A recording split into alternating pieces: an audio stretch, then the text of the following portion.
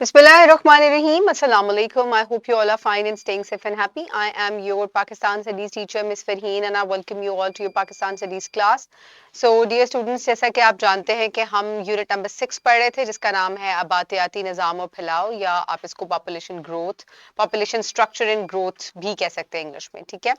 और आज क्योंकि चैप्टर हमारा लास्ट टॉपिक जो था वो लास्ट हमारा एसएलओ था जो हमने कवर किया था लास्ट लेसन में, आज हम इसका रिव्यू एक्सरसाइज जो है उसको कंप्लीट करेंगे।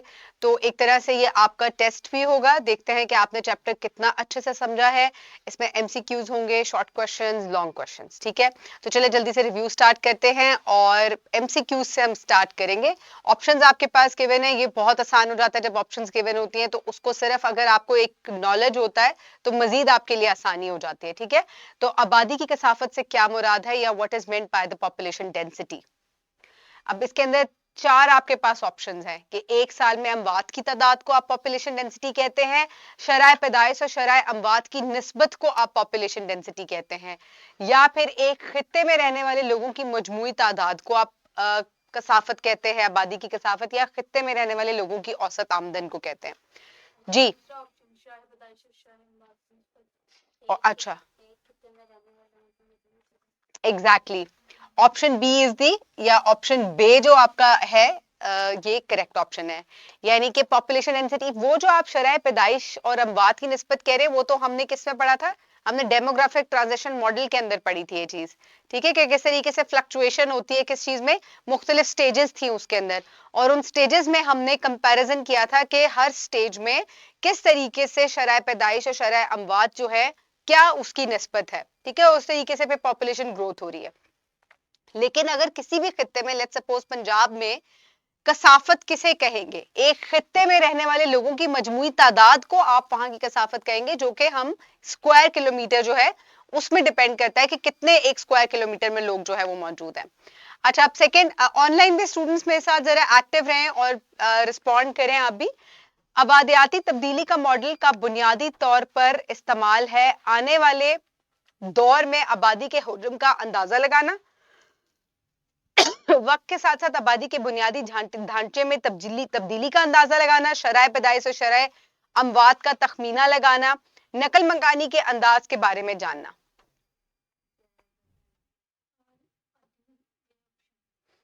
कौन सा वाला, बे वाला, वक्त के साथ साथ आबादी के बुनियादी ढांचे में तब्दीली का अंदाजा लगाना। जी बिल्कुल, ऑप्शन बी जो है ये करेक्ट ऑप्शन है जी, ऑप्शन बी, गुड गुड। चलें जी बलिहाज उमर दर्जा बदर्जा जदूल या जदवल भी से कहते हैं, हमें मालूमात फराहम करता है। ये किसकी बात हो रही है, ये जो हमने पॉपुलेशन ग्राफ पढ़ा था ना, याद आया आपको, ठीक है, ये उसकी बात हो रही है। तो उसमें वो क्या आपको किस चीज के बारे में इंफॉर्मेशन फराहम करता है, माशरे में दौलत की तकसीम को, एक खित्ते में आबादी की कसाफत को, आबादी के तनाजुर में हुनर की तकसीम को। ऑप्शन जी जी जीम यानी कि एक खित्ते में आबादी की कसाफत को आपका जो पॉपुलेशन या एज पिरामिड है वो आपको इसके बारे में बताता है। जी बिल्कुल, ऑप्शन बे जो है ये करेक्ट ऑप्शन है, क्योंकि जो पिरामिड था, अगर आपको याद हो कि एक पिरामिड बना हुआ होता है और उसमें के वो पिरामिड चेंज हो सकता है, ठीक है, ये पिरामिड अपसाइड डाउन भी हो सकता है, ठीक है, ये 0 से और 100 ईयर्स तक एज के बारे में बनता है। ये पॉपुलेशन ग्राफ ऐसे भी हो सकता है ये ऐसे भी हो सकता है, ठीक है, इसकी मुख्तलिफ शेप्स बन सकती है। शेप क्यों चेंज हो रही है, क्योंकि जितना ज्यादा जिस जगह पर जितनी उम्र के लोग मौजूद होंगे, पॉपुलेशन की बात हो रही है ना, और इसको हमने डिवीजन किस तरह की होती है, मेल फीमेल में की हुई होती है। तो ये आपको किन दो चीजों के बारे में बताता है, ये आपको किन दो चीजों के बारे में बताता है, मर्द और खवातीन दोनों की एज के बारे में बताता है, राइट। तो option B is the correct option. अच्छा जी, आबादी में इजाफे की क्या वजूहात है, पैदाइश और अमवात और नकल मकानी, आबो हवा में तब्दीली और कुदरती आफात, शहरकारी और सनतकारी, इक्तिसादी तरक्की। अलिफ ऑप्शन जी, आबादी में इजाफे की यही वजूहात हैं कि शरह पैदाइश में इजाफा, शरह अमवात में कमी, और इसके अलावा नकल मकानी जो होती है, ठीक है, और वो अंदरूने मुल्क बैरूने मुल्क दोनों जो है वो काउंट करते हैं। अच्छा जी, उसके बाद क्वेश्चन नंबर 5 है कि आबादी में इजाफा पाकिस्तान की मईशत और तरक्की को कैसे मुतासर करता है। अब आबादी में इजाफा हो रहा है और हम बात किसकी करें, पाकिस्तान की मईशत और तरक्की की करें, राइट। अब आप मुझे बताएं कि ये इसको कैसे मुतासर करता है। इसका कोई खास असर नहीं होता, ये माशी और जमूद और जवाल की तरफ जाता है। ये इक्तिसादी तरक्की और तरक्की को फरोग देता है, ये सिर्फ समाजी अवामिल को मुतासर करता है। जी बिल्कुल, जाहिर है, ऑब्वियसली जब ज्यादा पॉपुलेशन होगी तो आपको हर तरह का जो रिसोर्स है वो क्या चाहिए, उसके अंदर इजाफा चाहिए, राइट। ओके, नकल मकानी की कौन सी किस्में आमतौर पर पहचानी जाती हैं। ऑप्शन बे। ऑप्शन बे बैनुल अक़वामी और बैनुल बरे आजमी और आला हुनरमंदी और कम हुनरमंदी। जी, option B is the correct option.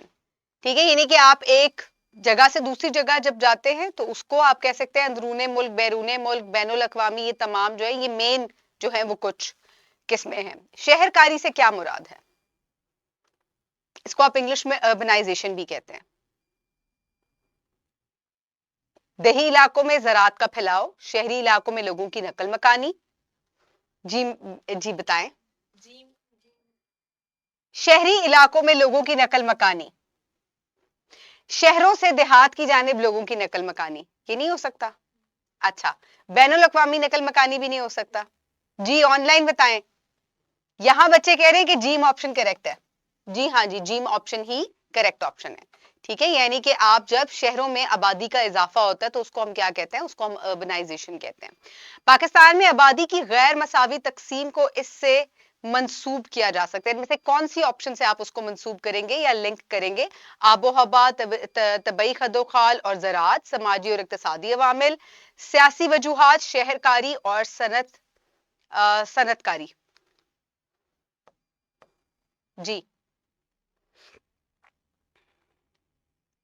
सोचे जल्दी से कि गैर मसावी तकसीम क्यों है, इनइक्वालिटी क्यों है पॉपुलेशन डेंसिटी में। पंजाब में इतनी सारी पॉपुलेशन है जबकि सबसे बड़ा हमारा प्रोविंस कौन सा है, बलूचिस्तान। बिल्कुल, यानी कि हर चीज मुझे, मैं आपको इतने से एक्सप्लेन करके बताती हूँ फिर आपको समझ आ जाती है ना। अच्छा ठीक हो गया, बिल्कुल अलिफ इसका करेक्ट ऑप्शन है, क्योंकि जहां आपको तमाम चीजें आपके लिए साजगार होंगी वहां आप रहने को ज्यादा तरजीह देंगे। ठीक है, राइट।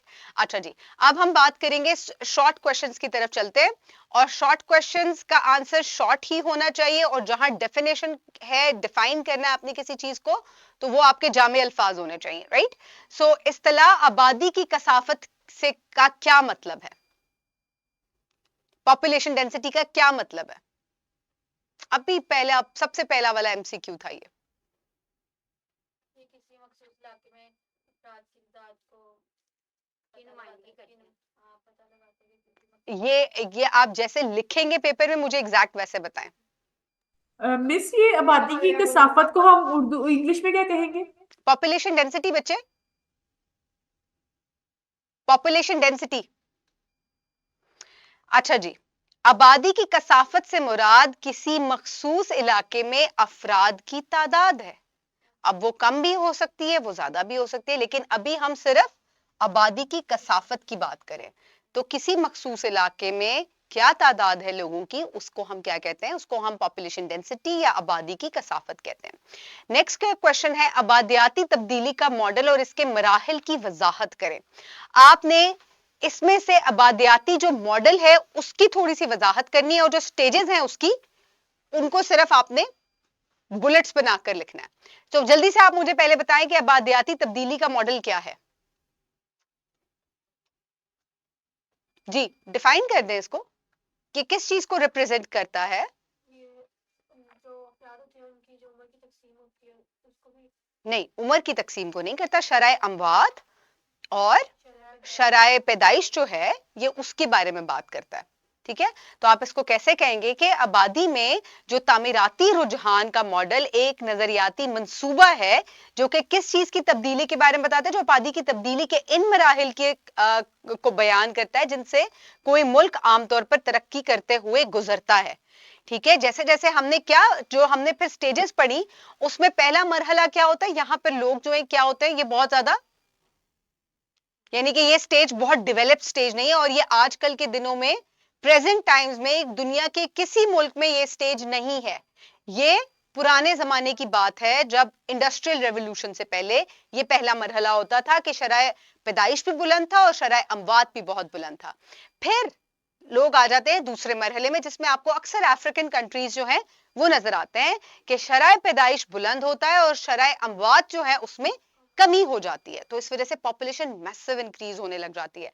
उसके बाद तीसरा मरहला आपका आ जाता है जिसमें शराय पैदाइश में भी कमी होती है और शराय अमवात में भी कमी हो जाती है। आप एक स्ट्रीम लाइन पे चले जाते हैं, और ये मोस्टली ऐसे कंट्रीज में हो रहा है जहां पे पॉपुलेशन को कंट्रोल करने की कोशिश की जा रही है। और फिर बहुत सारे जो डेवलप कंट्रीज हैं वहां शराय पैदाइश और शराय अमवात दोनों में कमी की वजह से वहां क्या होता है, वहां ओवरऑल पॉपुलेशन में कमी होनी शुरू हो जाती है। और फिर हमने इसको किस चीज से कंपेयर किया था, हमने पाकिस्तान को किससे कंपेयर किया था, यूनाइटेड किंगडम से कंपेयर किया था। और फिर आपने वाज़ेह तौर पर जो एज ग्राफ्स थे उनके अंदर फर्क देखा था, राइट।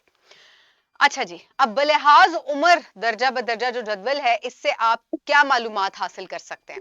अब पॉपुलेशन जो पायरामिड एज पायरामिड है उससे आपको क्या, टीचर जी बच्चे। मैं बोलती हूँ, टीचर आप प्लीज इंग्लिश में भी एक्सप्लेन कर दें थोड़ा सा, क्योंकि हमारी पास स्टडीज इंग्लिश में है। अच्छा ठीक है, मैं तो ठीक है इंग्लिश में मैं इसको एक्सप्लेन करती हूँ। अब ये एज पायरामिड की बात हो रही है कि एज पायरामिड से आपको क्या मालूमात हासिल होती हैं। what do you understand by a age pyramid? What type of information do you get out of an age pyramid? ठीक है, अच्छा अब बताएं जरा एज पायरामिड से आपको कौन कौन सी इंफॉर्मेशन हासिल होती है। ये आपको मैम एज पिरामिड से हमें पता चलता है कि कितने एज के लोग किस कितने एग्जैक्टली जो डिस्ट्रीब्यूशन है वो आपको पता चलती है। ठीक है, अनफॉर्चुनेटली जो एज पायरामिड है ये आपको सिर्फ एज के बारे में बताता है, और एज भी आपको दोनों जेंडर्स की पता चल जाती है, लेकिन ये आपको अगेन ये आपको जो माइग्रेशन पैटर्न्स हैं उसके बारे में नहीं बताता, राइट। और फिर क्या होता है जब आपको इसके बारे में पता चल जाता है कि मुल्क में कितने लोग हैं, तो ये आपको किस चीज की क्या इंफॉर्मेशन देता है फिर कि किस तरीके से आबादी में इजाफा हो रहा है, इन्हिसार का तनासुब क्या है कि आपको कितने ज्यादा अपने रिसोर्सेज जो हैं वो एक्सटेंड करने की जरूरत है, और इसके अलावा समाजी और इक्तिसादी आगाही की कितनी लोगों को जरूरत है। क्योंकि अगर पॉपुलेशन बहुत, आप स्टेज 2 में लेट सपोज पॉपुलेशन बहुत ज्यादा बढ़ रही है, तो फिर लोगों को अवेयरनेस की जरूरत है ना कि हमें अपना रिसोर्स भी देखना है और अपनी पॉपुलेशन भी देखनी है। तो इन तमाम चीजों का अंदाजा हम इसी वजह से, और फिर लेट सपोज यूके को क्यों जरूरत है, यूके तो बहुत डेवलप कंट्री है, यूके को क्यों जरूरत है कि वो अपने पॉपुलेशन पायरामिड को देखे, क्योंकि वहां नेगेटिव इंपैक्ट हो रहा है पॉपुलेशन कंट्रोल का।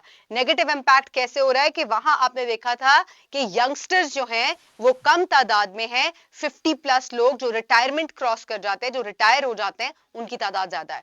तो एज सच वो आपके लिए कंट्रीब्यूशन नहीं करते, फिर वो सिर्फ आपसे पेंशन लेते हैं, राइट। तो ये तमाम चीजें आपको बहुत जरूरी होती हैं।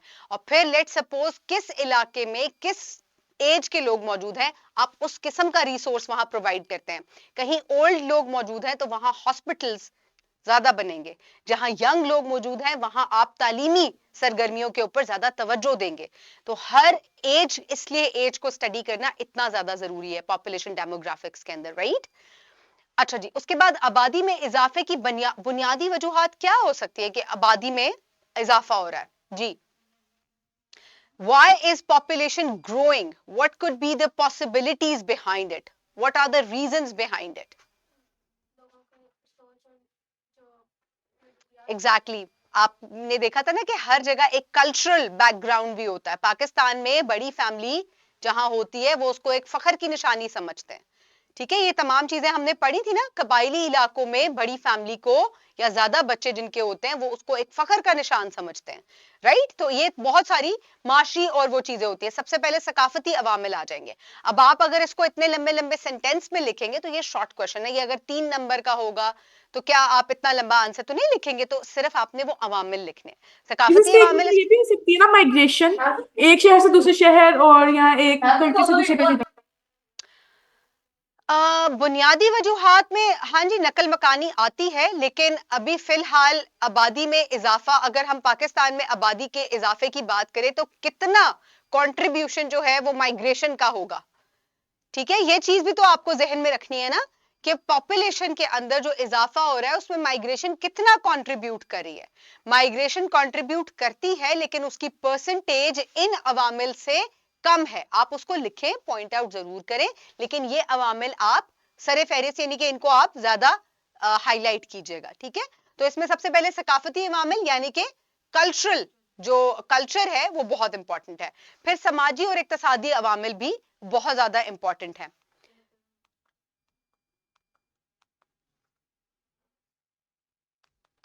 जी, फिर सेहत और अमवात आ जाती हैं, और ये जो है ये 3 अवामिल जो है ये बहुत इंपॉर्टेंट है। अच्छा जी, अब उसके बाद आ जाता है हिजरत की मुख्तलिफ अकसाम क्या है, यानी कि माइग्रेशन की कौन सी 2 टाइप्स हैं और वो एक दूसरे से मुख्तलिफ कैसे हैं। अच्छा, अब मैं एक बात पहले वाजे कर दूं, आप पहले मुझे बताएंगे दोनों के नाम, उसके बाद जब डिफरेंस आएगा तो उसमें वजह भी जरूर बताइएगा कि जो दोनों माइग्रेशन पैटर्न है उनकी वजूहात क्या है, क्यों इस तरह की माइग्रेशन के पीछे लोग जाते हैं या क्यों होती है। ठीक है, राइट, चले स्टार्ट करें। अंदरूने मुल्क हो गया, वेरी गुड, एक टाइप हो गई। सेकंड टाइप बैरूने मुल्क हो गई। अच्छा, अब इसके अंदर डिफरेंशिएशन स्टार्ट करें। पहले मुझे बताएं अंदरूने मुल्क क्या होती है माइग्रेशन। मुल्क के अंदर ही एक इलाके से दूसरे इलाके में हिजरत करते हैं। और बैरूने मुल्क क्या होती है, एक मुल्क से दूसरे मुल्क, या अक्रॉस, इंग्लिश में अगर आप लिखेंगे तो अक्रॉस बॉर्डर जो है वो आप माइग्रेट करते हैं, राइट। अच्छा जी, अब मुझे बताएं कि अंदरूने मुल्क किस वजह से माइग्रेशन करते हैं लोग। एजुकेशन की वजह से और मेडिकेशन की वजह से। और फिर अगर बैरूने मुल्क फिर करेंगे तो अगर बस हमें हाई लेवल एजुकेशन चाहिए तो हम ज्यादा अच्छी जगह जाएंगे। अगर हम अपने पाकिस्तान में रहते हैं, जैसे कि अगर हम स्कॉलरशिप नहीं, अगर जैसे यूनिवर्सिटी में हमें कोई ऑफर मिलती है कि अगर हमने इस्लामाबाद जाके पढ़ना है हम वहां जाएंगे, तो ये मुल्क के अंदर ठीक है, अंदर ही माइग्रेशन होगी। ठीक है, आप ये कह सकते हैं कि दोनों ही माइग्रेशन अच्छी जॉब्स हासिल करने के लिए, ठीक है, अच्छी तालीम, अच्छी सेहत के मौके और अच्छा लाइफस्टाइल लेने के लिए लोग जो है वो एक जगह से दूसरी जगह माइग्रेट करते हैं, राइट। ये तमाम जो है वो इंटरनल और एक्सटर्नल माइग्रेशन, अंदरूने मुल्क और बैरूने मुल्क, या नेशनल और इंटरनेशनल माइग्रेशन जो है ये उनके जो है वो लिखे हुए हैं। ठीक है, तो इसमें लोग एक जगह से आप मजदूरी की तहत आते हैं। जैसे पाकिस्तान की अगर मैं बात करूं तो ज्यादातर लोग देहात से शहर मजदूरी की नीयत से आते हैं। अब ये हर कंट्री वाइज भी डिपेंड करता है कि किस कंट्री में माइग्रेशन की बात हो रही है, राइट। तो ये वजूहात हैं। अब यहाँ पे बाहर से अगर यहाँ पर कोई आएगा तो वो किस वजह से आएगा, राइट। तो ये वाली बात भी हो रही है। यहां से लोग अगर बाहर जाएंगे वो तो ज्यादातर किस लिए जाएंगे, जॉब्स अच्छी तलाश करने के लिए और इसके अलावा अच्छी तालीम हासिल के लिए भी। अच्छा जी, नकल मकानी को फरोग देने और कम करने वाले अवामिल की वजाहत करें। नकल मकानी को फरोग देने वाले और कम करने वाले अवामिल की आपने दोनों तरह की बात करनी है। ठीक है, जब नकल मकानी किस वजह से ज्यादा होती है, माइग्रेशन क्यों ज्यादा हो रही है, और फिर माइग्रेशन की कम होने की क्या वजूहात हो सकती हैं, दोनों को डिस्कस करना है। जी बच्चे, ऑनलाइन हाथ खड़ा किया किसी ने। मैम वजूहत ये हो सकती है कि लोग एजुकेशन के लिए बाहर जाते हैं, और अगर कंट्री का सिस्टम सही नहीं है और उनको बहुत ज्यादा मुश्किलात का सामना करना पड़ रहा है तो इस वजह से वो बाहर जाते हैं। जी, और उसके अलावा एजुकेशन और मेडिकल के लिए भी बाहर जाते हैं। हम्म, और इसको हम कम ऐसे कर सकते हैं कि मुल्क का सिस्टम अगर अच्छा हो, अच्छी मेडिकेशंस मिलें, एजुकेशन सिस्टम अच्छा हो, और जो अफोर्ड नहीं कर सकते उनको स्कॉलरशिप्स वगैरह दी जाए। अगर सिस्टम अच्छा होगा तो इससे हम्म, मकानी कम हो सकती है। ठीक है। ठीक है, अच्छा किसी और कोई और इसमें ऐड करा जाए? आपने बिल्कुल ठीक कहा कि नकल मकानी को फरोग देने वाले अवामिल में शामिल है, या माइग्रेशन पैटर्न्स को इंक्रीज किस वजह से होंगे, उनमें क्या चीज जो है वो कंट्रीब्यूट कर सकती है। When you are looking for good education, when people are unemployed, so they move from one place to another in search of good jobs, right. और इसके अलावा सेहत की नाकाफी सहूलियात अगर किसी इलाके में हो, if the health care opportunities are not available in a certain region, so फिर क्या होगा, you have to move to another place, या आप माइग्रेट करेंगे किसी दूसरी जगह जहां आपको अच्छे हेल्थ केयर फैसिलिटीज जो है वो प्रोवाइड की जा सके।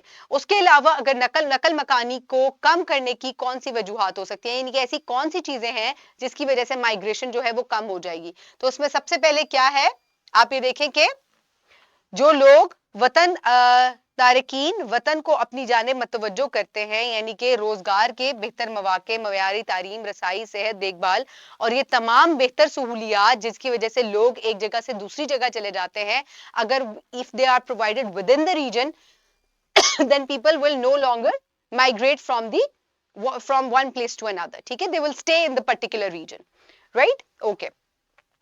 अच्छा जी, अब पाकिस्तान में आबादी की तकसीम गैर मसावी क्यों है?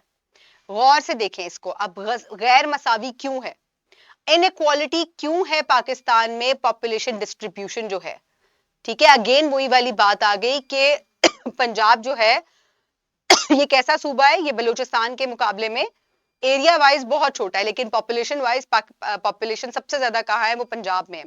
बलूचिस्तान में सबसे कम पॉपुलेशन है। अब ये इतनी इनइक्वालिटी क्यों है, क्या वजूहात है इसके पीछे, what are the reasons behind it?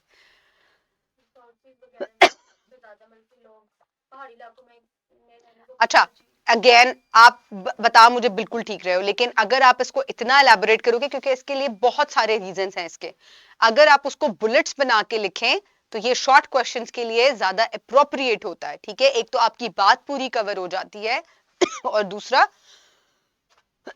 दूसरा क्या होता है, दूसरा आपके नंबर भी आपको पूरे मिलेंगे। आप इतना एलैबोरेट आंसर करेंगे लिखेंगे तो वो तो लॉन्ग क्वेश्चन बन जाएगा।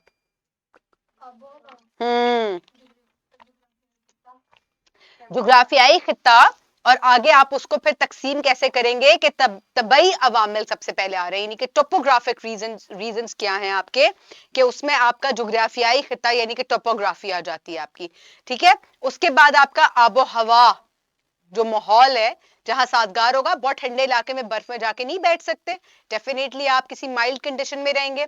उसके बाद आ जाती है इक्तसादी अवामिल, जो हैं वो शामिल हो जाते हैं। इक्तसादी अवामिल में जहां सनतकारी और रोजगार के मौके आपको ज्यादा मिलेंगे, डेफिनेटली आप वहां जाएंगे। तो आपको याद होगा कि हमने लाहौर और कराची को देखा था कि दोनों ब्लैक हुए थे, क्यों? क्योंकि वहां पर इक्तसादी अवामिल जो हैं वो ज्यादा मौजूद हैं, इस वजह से वहां पॉपुलेशन डिस्ट्रीब्यूशन ज्यादा है।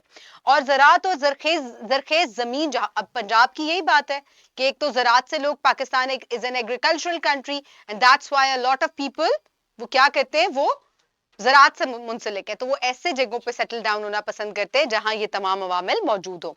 फिर आ जाते हैं समाजी अवामिल, ठीक है। अब समाजी अवामिल की अगर हम बात करें तो उसमें समाजी खिदमात तक रसाई है, जहां आपको तमाम किस्म की सोशल जो है चीजें वो मिल सके। अब सोशल चीजों में क्या आ जाएंगे, सोशल अवामिल कौन से हैं? अच्छी तालीम, अच्छा रहन सहन, और इसके अलावा मेडिकल फैसिलिटीज, ठीक है, और मयारी जिंदगी।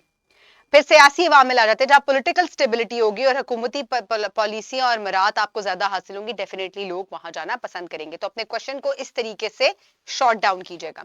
अच्छा जी, अब लॉन्ग क्वेश्चन ये लास्ट है हमारा, ये अब क्योंकि हम ये तमाम चीजें डिस्कस कर चुके हैं, हम आबादियाती तज्जिए में शराय अमवात, शराय पैदाइश और आबादी में इजाफे की दर्जा बंदी कैसे करते हैं, तो ये आपका पॉपुलेशन जो डेमोग्राफिक ट्रांजिशन मॉडल है ये वही है, उसमें जो हर दर्जा है उसको आप एलैबोरेट करेंगे। ये लॉन्ग क्वेश्चन है, ठीक है। हर दर्जे का नाम लिखकर अब आपने सिर्फ बुलेट नहीं बना देना, अब उसको एक्सप्लेन भी करना है, फिर ये आपका नंबर पूरे होंगे इसके।